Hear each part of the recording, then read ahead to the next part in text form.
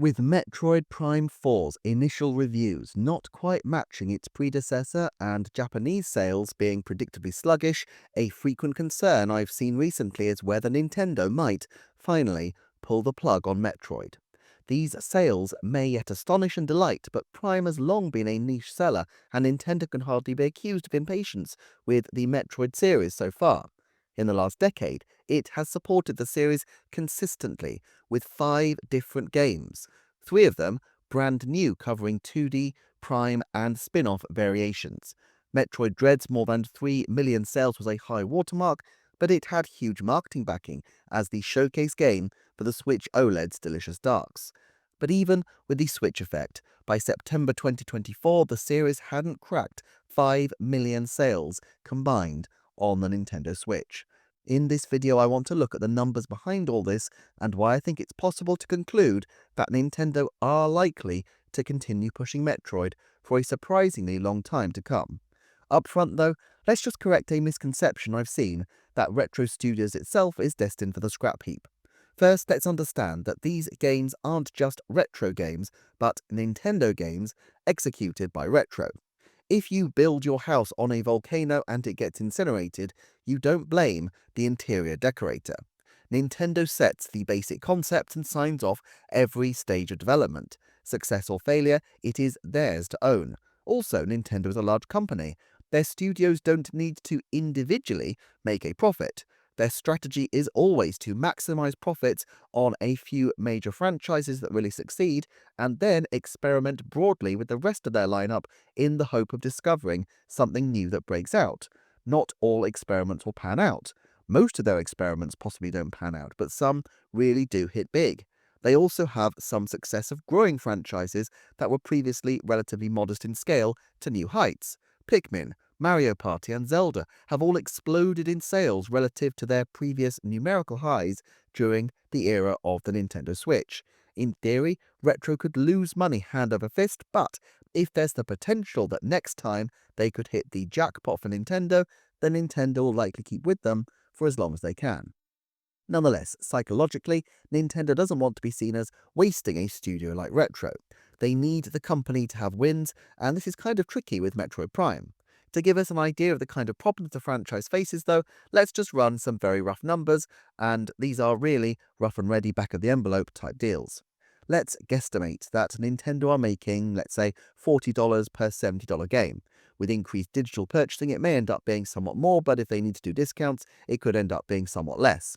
Let's not talk about Metroid Prime 4 specifically, but assume a future mid-generation potential Metroid Prime that isn't the first such game on the system, and that releases, so the kind of game Retro would be making if they started on development of something now. If this new Metroid Prime title were to sell, let's say, 2.5 million, which is higher than any game since the first one, they might make $100 million, while a remaster might bank closer to $60 million at sales of, let's say, 1.5 million copies. The original remastered sold more than that, but it was only $40, and the game is near universally acclaimed as one of the best of all time, so these figures seem fair to me. All this wouldn't include ancillary profits, amiibo and books, but these are extremely niche endeavours, unlikely to be more than a rounding error on their overall profits. More significant, but more difficult to determine, is if there's any actual game hardware sold off the back of the graphical showcase capabilities of these Metroid games. That's likely to be the case, as we saw that the Switch OLED was marketed using Metroid, but it's difficult to really determine. And we should note that these are only reflective of sales in the first few years. If they continue with Switch backward compatibility, Nintendo will hope that these Metroid games can continue to sell at a trickle indefinitely, and if not, there's always the potential to re-release titles after a lag and sell games anew. Nintendo can afford to be patient with its properties, and there's always a chance that they find some way to have the properties suddenly break out into a much bigger stage, at which point they are ideally placed to monetize all the work they've done so far. Still, if Nintendo were to do another cycle of a remastered title followed by an original, we might expect the long-term number to be closer to $200 million made in the next 10 or so years, all other things remaining broadly the same.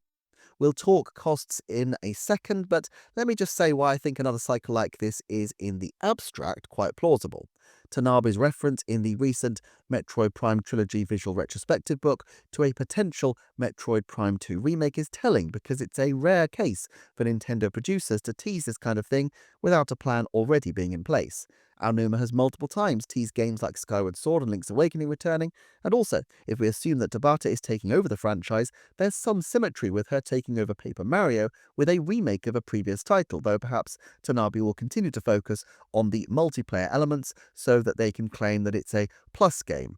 This means that they could sell it for a higher price, as I rather doubt Nintendo would want to put all that effort in again for a title to be just $40 or $50. It's also clear why Metroid Prime 2 would be advantageous to Nintendo at this stage, with the potential to experiment with the multiplayer functionality that would complement the Switch 2's game chat ability and oblige people to join the online membership, which is a secure source of regular income for them. With Iron Galaxy taking a strong interest in Metroid Prime Remastered, it would make sense for them to step up even more for Metroid Prime 2, leaving Retro to focus on Metroid Prime 5 several years hence. I've likened this kind of potential pattern of remasters and new releases to another boutique studio famous for niche, graphically intensive Nintendo games, Monolith Soft. However, one observation in the comments of the previous video, which I did plan to address in my previous video but cut because I was already way over time, was the fact that Retro employees are much more costly than Monolith Softs from what we can tell. American employees are more expensive anyway. For a Japanese studio, the exchange rate compounds this differential, and Monolith Soft in particular is notorious for low wages, particularly for its graduate employees. And although now they are fully owned by Nintendo, it seems likely that this might become a thing of the past, given that Nintendo does tend to have higher wages than the industry average. It's clear that Monolith Soft is far better able to produce boutique quality at a low price compared with Retro studios. Still, let's talk costs. Consider Retro. I've talked before about the potential production costs about Metroid Prime 4, but those are sunk costs. There's nothing Nintendo can do now to reclaim them. They also have reached a point where they've done the hardest stretch of building the team, and it's certainly true that having brought together a large group of people with deep experience of developing these kinds of games, it would be an odd choice not to keep them on Metroid Prime, although of course this could end up being an example of the famous sunk cost fallacy, where Nintendo would still be better off cutting their losses rather than spending more and more trying to salvage the unsalvageable. Again though, really rough back-of-an-envelope calculations. Assume an average salary for 150 Retro employees of $100,000. The Metroid Prime 4 credits suggest it's slightly fewer employees, but the salary may also be slightly higher on average, and we have to expect that there will be wage inflation in the years ahead. Add an extra, for rough purposes, 2/3 for all the other studio costs, from taxes and employee benefits to premises, security and technical. We could very roughly eyeball that Retro costs Nintendo $25 million a year to keep going. Basically, that remastered original cycle could fund Retro for 8 years. But of course, there are many more game costs than just the studio itself. Contractors, support studios, translation, costs from Nintendo's other locations, notably in Japan, let alone manufacture, distribution and marketing. Retro don't have 8 years. At a 5-year cycle, the Monolith Soft cycle, it's still marginal but possibly manageable.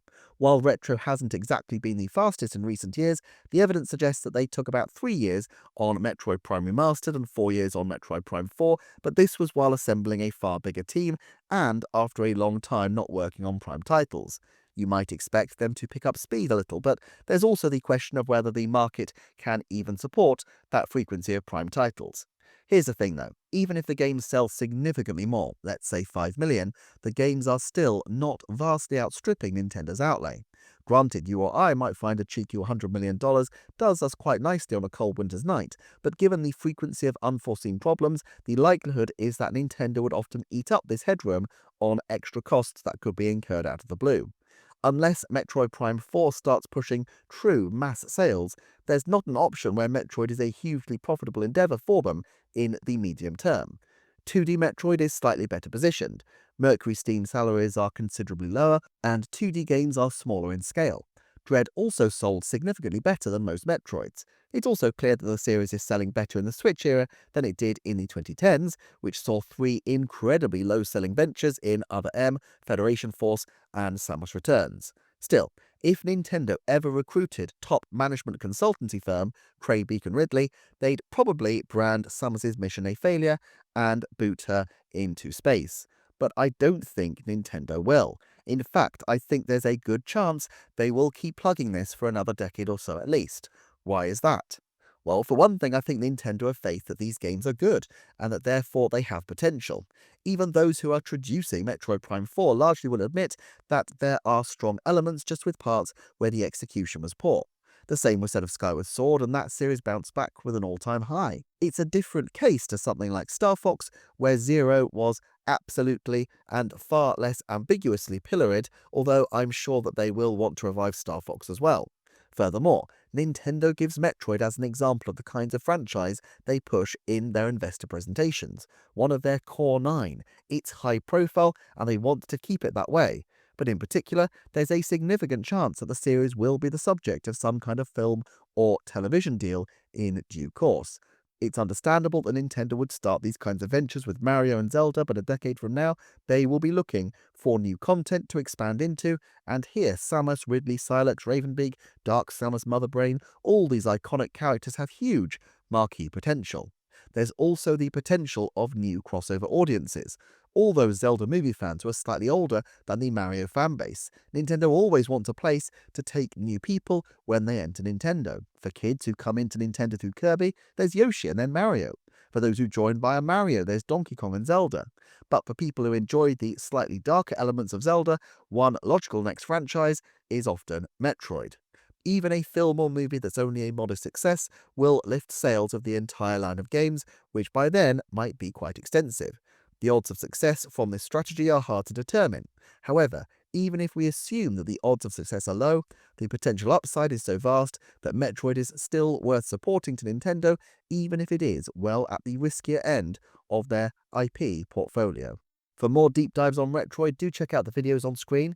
But thank you for watching, thanks to the channel's patron supporters, and I shall see you next time for another Nintendo Forecast.